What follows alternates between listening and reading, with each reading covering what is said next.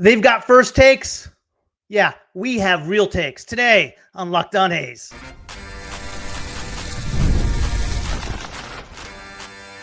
You are Locked On A's, your daily podcast on the Athletics, part of the Locked On Podcast Network. Your team every day. Welcome to Locked On A's, part of the Locked On Podcast Network. Your team every day. I am your host, Booney. One name, all passion, lifelong A's fan. We are free and available wherever you get your podcast, including YouTube. So do me a huge favor and hit that subscribe button wherever you are following the show. Today's episode is brought to you by FanDuel. Right now, new customers can bet just $5. And if your bet wins, you will get $300 in bonus bets to use across the app. Download the app today. Good morning, A's Nation.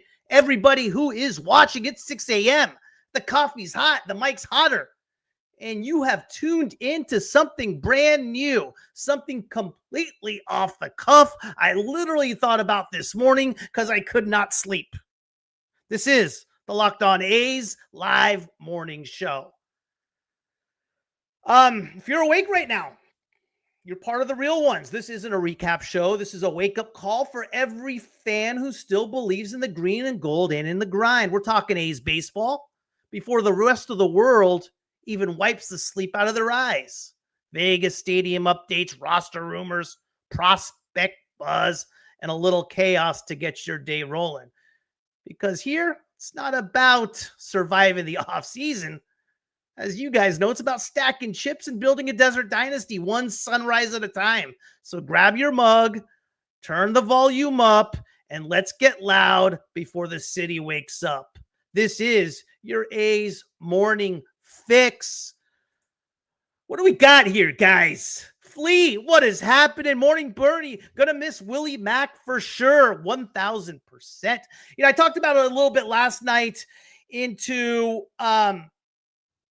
on the live show last night, Flea. The biggest thing I'm going to miss around Willie Mack is just simply the culture guy he is, the clubhouse guy he is.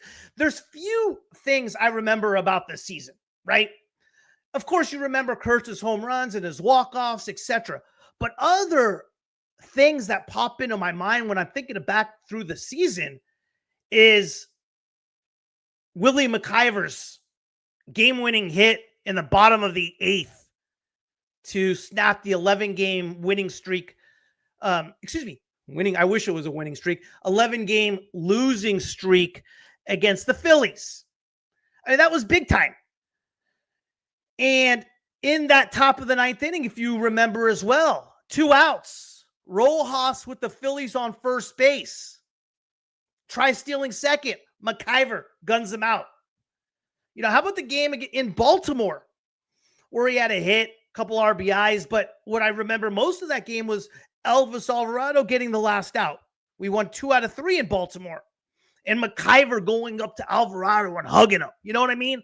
That's the stuff I'm going to miss. That's the stuff he brought. And yeah, while his numbers didn't look great, I think there was still an upside to Willie McIver.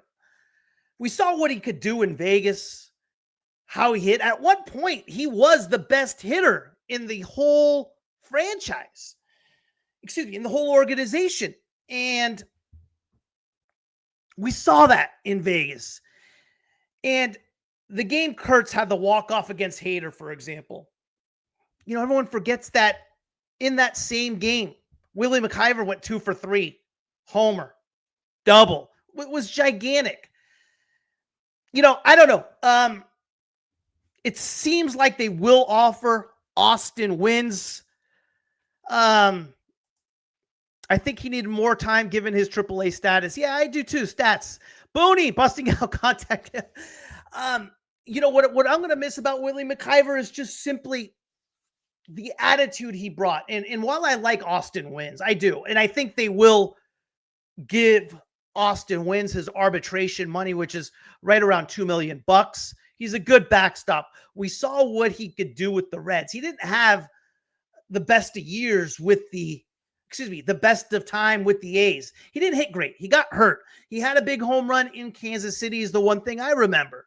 He's a good veteran backstop. And I like Austin Wynns. I just didn't think there was enough of a gap between an Austin Wynns and a Willie McIver. Now, essentially, when it's all said and done, Daniel Susac will come up. I don't think they're going to non-tender Austin Wynns and just all of a sudden put Susac up in the majors for his and back up Langoliers right off the bat. They may.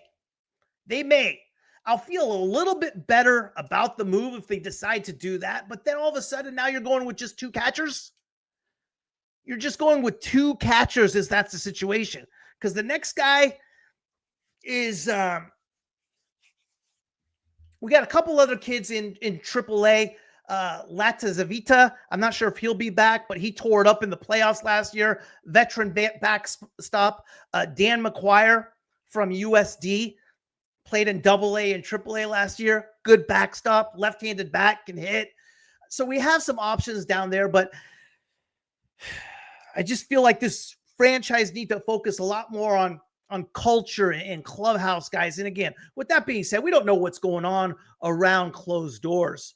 But I liked McIver a lot. Wynns had some homers. I didn't expect though to. I don't know how much Susac got looking at his career. Susac was okay. Susac hit 17 bombs, hit 280 something. He was solid in AAA. Let me give you his exact stats. Believe me, we got plenty of time. Got really nothing super planned, but here's what we got with Susac. 97 games played, 360 at-bats, 48 runs, 99 hits, 19 doubles, a triple, 18 homers, 68 RBIs, 275, 832 OPS. Now, we got to take that also with a grain of salt. That is in Vegas. We saw a lot of guys that played in Vegas absolutely tear it up. I like Susac. They're going to have to bring him up at some point this year. That may be on opening day, but he will be Rule 5 draft eligible as well. So I don't know. I'm not surprised, and I am surprised, if you know what I mean. That's kind of the way I look at it. And it might be a situation where the A's said, hey, listen, Wynns is going to be the backup guy to Langoliers. If we send you down to AAA Vegas, well, you're not going to play at all because Susac's going to get all the reps there. He's our first-round draft pick from 2022. He's eventually going to come up. So, am I bummed about it? Yeah, I am. I was hoping they kind of just it's not always about the numbers, statistics, and so forth. A lot of times it is. I don't think there was a huge separation between any of the catchers right now we have as far as the backup role goes. When you're talking about Austin Wynns, Willie McIver, Daniel Susac, can you really say one guy is better than the other? No, I don't think so. Susac's a first round. He's going to get his shot regardless. No question about it, Gary. He's Rule 5 eligible at the end of the year. They have to bring him up.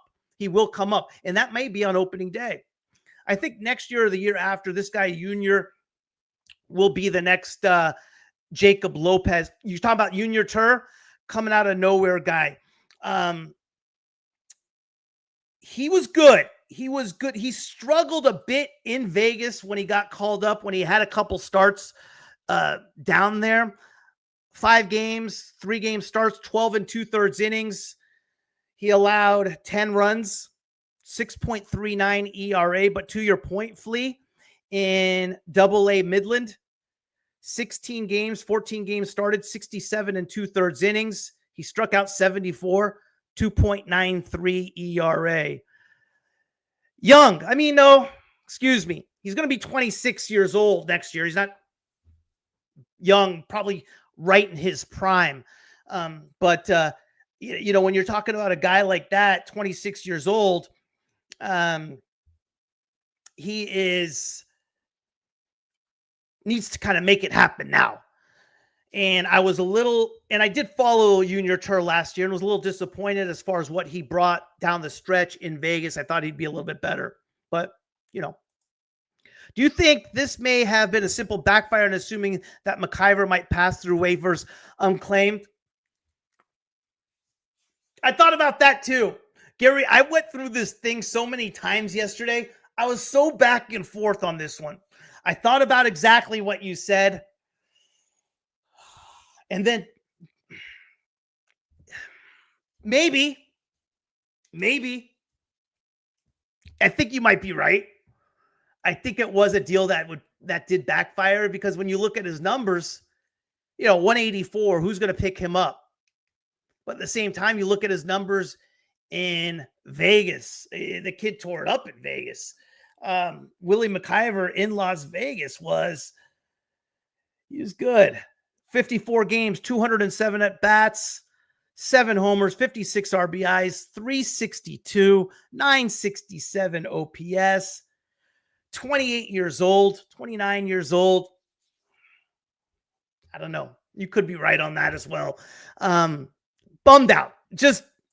I felt it was a good option. It's a good guy you want on your team. That's for sure. It's a real good guy you want on your team. No question about it.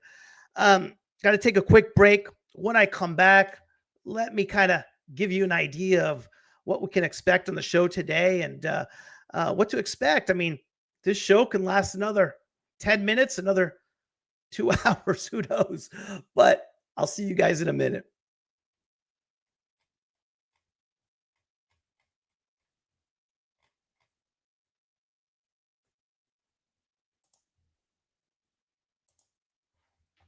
The NBA is back, and there's no better place to get in on the action than FanDuel, the official sports betting partner of the NBA. Even if you missed the start of the game or want to ride the hot hand, FanDuel has live bets on everything from who will score next to fourth quarter comebacks. Plus, you can even combine your live bets into a same-game parlay for a shot at a bigger payout. It keeps every game exciting, even when your team's making that late push. Right now, FanDuel is giving new customers $300 in bonus bets when your first $5 bet wins. So head to FanDuel.com to sign up and play your game with FanDuel, the official sports betting partner of the NBA.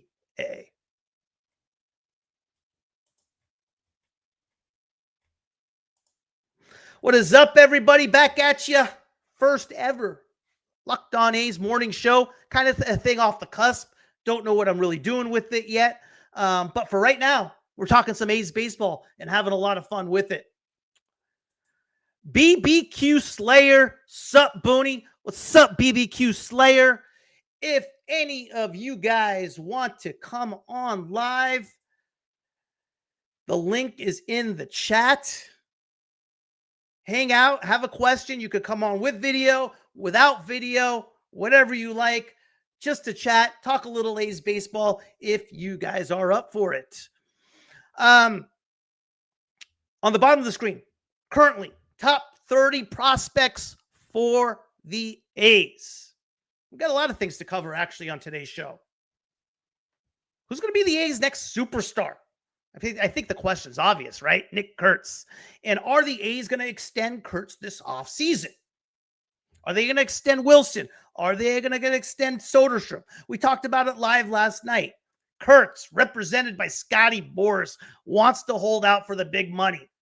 But with a lockout looming and 10 years of generational wealth on the table, is that something you simply walk away from? I don't know. I don't think you do. Could be wrong. And what I do want to see is I want to see a contract similar to what Roman Anthony got, where he's buying out the arb years.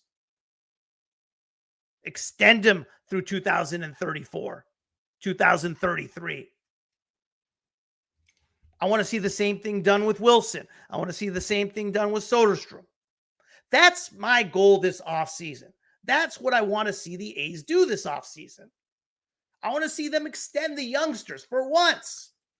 Because the question with regard to the A's is retaining players. That has remained a fact. That has remained a fact. And as much as I want to trade for Hunter Green, which I do, and all the superstars, the issue is not trading for these guys. We have what it takes to trade for them. The problem is re-signing these guys. The A's are not shy to making trades. The problem is, and they've made some good ones over the years, but every time they've gone after a big-time free agent, a big-time signing, it's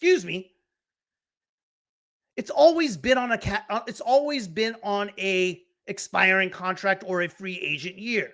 So you give up a ton of prospects. You get a free agent. You sign a superstar, such as a John Lester. And the one I'm going to talk about here in a minute is a trade the A's made back in 2009 that set this franchise back years.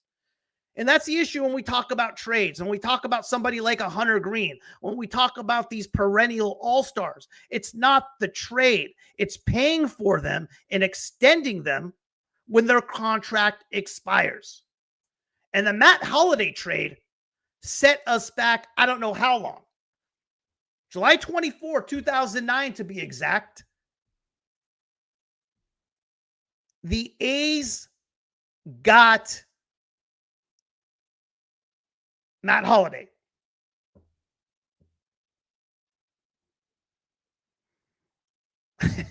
I mean, we acquired Holliday in the offseason. We gave up a load for Holliday. Gave up guys like Carlos Gonzalez, I believe, was part of that trade. And Holliday was a perennial star. There's no question about it. But the problem was he didn't want to be in Oakland. We acquired Holliday in 2008 from the Rockies in exchange for Houston Street, Greg Smith, and Carlos Gonzalez. The idea, get a top-tier bat to anchor the lineup and maybe contend. We won the ALCS. We got to the ALCS in 2006. 07, 08, 75 and 87, I believe. And by mid-2009, it was clear the A's weren't going to be serious contenders. Their offense struggled. Holliday's numbers were okay with the A's, right? 286. I think he had something like 12 bombs, but he had a big salary, $13.5 million. And if the A's wanted to get a compensation pick via offering arbitration, that could push the cost even higher. And the A's appeared to have decided that rather than extend Holliday or build around him, cashing in on his value while he made more sense. The A's position was basically, if we're not going to contend, maybe we better convert this asset while it still has a market value. I have no problem with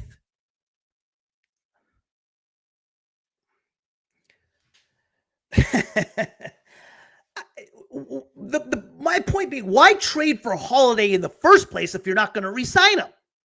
And that's the same thing I had an issue with Lester. Lester, you trade Cespedes for, the heart and soul of this team. And granted, Cespedes, we still had one more year of team control left. Lester, there was no way in hell we were re-signing Lester. And the problem with getting that type of rental is that you're going all in. You got to get Lester. You have to win a World Series or it's no good. It doesn't work.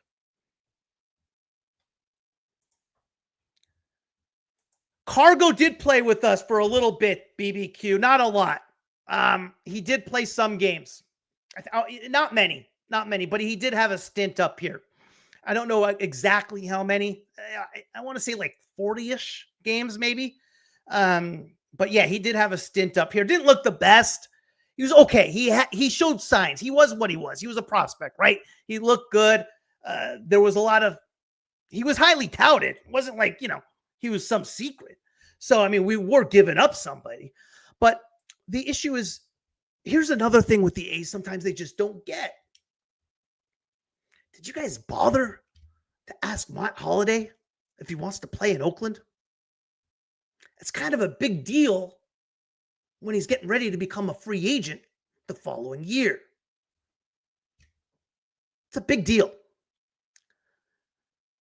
And when Holliday left the A's, he had a no-trade clause in his contract after he left to only one team, the A's. Yeah, that Holliday trade set us back, man. It set us back. Listen, I like the idea of getting a Matt Holliday. The issue I have is I don't want him for 1 year. And when we talk about this offseason's possible trades and possible acquisitions the A's can make, I always have that in mind. So when we talk about a trade for a Hunter Green, which we probably won't get unless we give up a Langoliers and a Rooker. Well, if you're going to give up a ton, you better have that pitcher for a long time. Anyway, that's besides the point. The trade for Hunter Green won't happen. I mean, let's stay in our lane with regard to that. But, I always look back at that trade. I look back at the Lester trade. I can't say anything with the Lester trade just because at the time, I liked the trade. At that time, John Lester was a legitimate ace. I mean, you're talking legitimate ace. And he was beyond legit.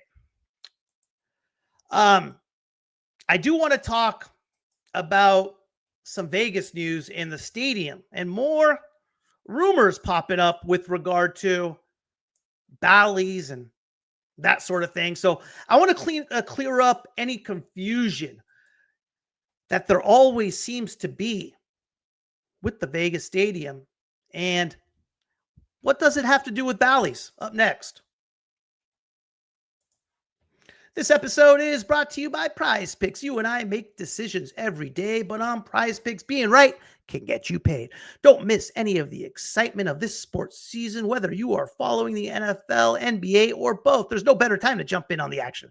If you haven't tried it yet, Prize Picks is the simplest way to play. Just pick more or less on at least 2 player stats, and if you get them right, you win. It takes less than 60 seconds to make your lineup, and you can play anywhere Prize Picks operates, including California, Texas, and Georgia. I've been using Prize Picks during both football Sundays and NBA tip-offs. It keeps every game exciting. I like picking my favorite players like Pat Mahomes and Steph Curry to see how my predictions play out.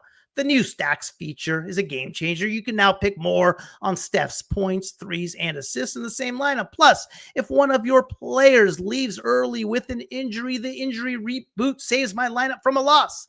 Download the Prize Picks app today and use code LOCKEDONMLB to get $50 in lineups after you play your first $5 lineup. That's code LOCKEDONMLB for $50 in lineups after your first $5 lineup. Prize Picks, it's good to be right. Thank you for making Locked On A's your first listen of the day. I believe this should be your first listen of the day. For your second listen, check out Locked On MLB Game Night. They will have off-season news from every team every night, keeping you updated on exactly what is going on with commentary coming from your favorite Locked On host. You can check out Locked On MLB Game Night on YouTube or wherever you listen to your podcasts. Talking A's, talking Bally's, talking the new stadium. more news coming out. I've heard a lot of rumors lately with regard to Bally's isn't getting financed. It's going to be a problem for the A's casino. Excuse me. Casino. What am I talking about? It's going to be a problem for the A's stadium. Let's clear this up. All right. First off, Bally's and the A's stadium location may align, but the purposes are different. The A's are building their own dedicated ballpark on about 9 acres, as you know, of a 35 to 36 acre site, the Tropicana, formerly the Tropicana. Bally's, by contrast, is planning an integrated resort, casino, hotel towers, and entertainment complex on the larger remainder of the parcel. If you have not checked out the renderings, check it out. I think it's pretty darn cool, but that is what the design is supposed to look like. The fact that they sit next to one another doesn't mean one drives the other. Okay? Secondly, there's different developers, different objectives. The A Stadium is developed by the team in conjunction with public-private financing and stadium authorities focused on a sports venue, while Bally's is a gaming hospitality company whose mission is hotels, casinos, entertainment districts. Yes, they will share the same broader site footprint, but Bally's project is not a stadium. So in essence, the A's build for baseball, Bally's is for resort hospitality. That distinction matters. Third, independent timelines and project scopes. The stadium has its own construction timeline targeted, obviously, for opening day 2028. Bally's project is phased differently. Its hotel towers, resort amenities, and entertainment districts may follow or may be built concurrently, but the resort schedule is distinct. So even if they share the same ground or adjacent to one another, one is not contingent on the other's exact construction rhythm. Fourth, financial buckets. Financial buckets are separate, maybe the most important. The A's ballpark includes its own financing plan, team investment, public contribution, stadium authority approvals. Meanwhile, Bally's Resort, through part of the same land assemblage, is financed through Bally's corporate and casino hospitality deals, not the same funding streams as the baseball stadium. Hence, one project's financial health doesn't guarantee or depend on the others. Finally, operational focus. Once complete, the stadium will be used for A's games, events, sports operations. Bally's Resorts will host guests, casino patrons, shopping, dining, non-baseball. They will coexist and benefit from each other's proximity. Fans might stay in the hotel, guests might go to the game. But the two have distinct operations, audiences, and goals. Saying Bally's new building equals A's stadium? No. Conflates adjacency with integration. They are collaborators only in land use, not in function. In short, yes, Bally's and A's share a big site, but they are not the same project. One is a major league ballpark built for baseball. The other is a resort casino complex built for hospitality. Their physical closeness might make them appear intertwined, but structurally, financially, and operationally, they stand on their own.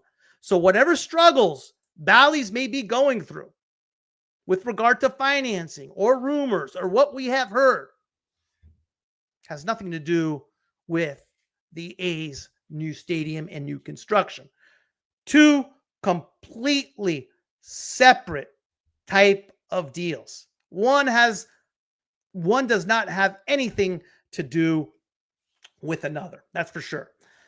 And obviously, we're hearing a lot with regard to social media as far as the A's stadium will not happen, but it's happening, guys. It's happening. It's not AI generated. It's happening. That's for sure. Believe it or not, guys, there is odds already out next year for Major League Baseball's World Series champion, which I found interesting. I checked it out since barely we're 5 days, 6 days from the end of the World Series. There was already odds for next year's World Series champion. Let me give it to you. I'm going to give you a couple things. They also have the odds on the World Baseball Classic, which I found interesting as well. All right, here's what we've got. World Baseball Classic, United States is the favorite, plus 165. Japan at plus 225. Dominican Republic at plus 500. Puerto Rico plus 600. World Series next year. Here's an interesting stat, guys. An interesting one. First time World Series winner, which would be the only people that have a shot at this, would be the Rockies, Brewers, Padres, Mariners, or Rays, plus 500. I don't think there's much value in that, right? I mean, if you look at those 1, 2, 3, 4, 5 teams, what? Mariners, Padres, Brewers maybe have a shot. I mean, Rockies probably don't have a shot. I don't know if the Rays do. Plus 500, only 5-1, huh? I don't like that play at all. World Series winner for next year. Obviously, the A's are favorites. No, I'm kidding. World Series winner for next year, Dodgers, plus 350. Yankees, plus 800. Phillies, plus 1,100. Mariners, plus 1,200. Astros, plus 1,400. Braves, plus 1,600. Brewers, plus 1,800. Red Sox, plus 1,600. Padres, plus 1,800. The following teams are plus 2,000. Cubs, Tigers, Blue Jays. Orioles and Guardians are plus 3,000. Rangers, plus 3,500. And so are the Reds at plus 3,500. Royals and Giants, plus 4,000. Cardinals, plus 10,000. Twins, plus 8,000. A's, plus 10,000. Marlins, plus 12,500. Pirates, plus 20K. Angels and Nationals, plus 25K. And if you are brave, if you have the guts, put $100 and maybe the White Sox or Rockies will win you a championship. They are plus 50,000. So that's a lot of coin right there. But that would be hey, I would just salute you for just taking a shot at that. But that's what you're looking at as far as odds go. The other day I was looking at every now and then during the offseason, I'll always go back and check out the A's and look back at games. For example, last offseason, I went back and looked at watched the 2024 season. And you kind of catch a lot of things and so forth, why this person got hot and etc. Well, this offseason, I've kind of gone back and looked at the 2003 American League Division Series between the Red Sox and the A's. And as I sit here and try to describe to you what happened in that series, the pain in that particular series is off the charts. I mean, everyone talks about how painful the 2014 wild card game against the Kansas City Royals was, and it was. There's no question about it. But if you want to talk about some real pain, if you want to talk about some real pain, let's talk about the 2023 ALDS against the A's. The A's rolled into that season. Did they win the AL West? I don't believe they did. Let me get you some more things. Did they come on the wild card? Or did they win the AL West? Let's see. They got there in the wild card, I believe. And let me confirm that. 2003 American League Division Series. I mean, beyond pain. And you're going to understand what I'm talking about if you remember watching that game. The A's came in, actually, excuse me, they did win the AL West in 03. 96 and 66. They faced the Red Sox 95 and 67. They had home field advantage. And game one in Oakland. Hudson on the hill against the Red Sox was okay. He pitched solid. When you're talking about how, what's his name? Neil Walker had 2 bombs for the Todd Walker, 2 bombs for the Red Sox in that game. It was tight for a while. A's were actually down to their last strike in that game. Last out, 2 outs, runner on third, which I believe was Eric Chavez. No, it was not. Euribiel Durazo up at the plate, base hit with 2 outs to score the tying run and send it to extra innings. Now, if you remember, 2 outs in the 12th, tied at 4. Ramon Hernandez lays down a bunt single with 2 outs, bases loaded, wins the game. A's win 5-4. Unreal game. Game 2, it was all about Zito.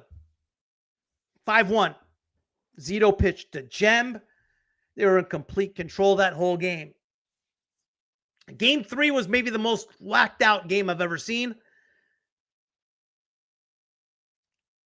They committed 3 errors in 1 inning.